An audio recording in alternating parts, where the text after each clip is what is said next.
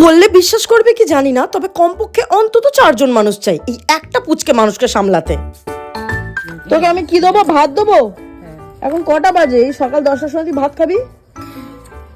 হ্যাঁ, তুই কোথায় শুয়ে আছিস রে? ওই জামা কাপড়গুলো কে কাচবে? তুই এই রাস্তার মধ্যে শুয়ে আছিস? হ্যাঁ, এই রাস্তার যত ধুলোবালি এখানে আসছে, আমরা হাঁটছি, তুই ওখানে শুয়ে আছিস? ইস, কি অবস্থা! আমি এই রাস্তায় চাদর পাতবো, তুই শুবি? আচ্ছা তাই নাকি? এখানে টুলটা নিয়ে বস। ওই টুলটা কোথায় রাখলি? টুলটা নিয়ে বসবি। আয় আয়, চলে কাকিমা আনাজ কাটছে, বসে বসে আনাজ কাটা দেখ। আয় চলে। কার কথা কে শোনে?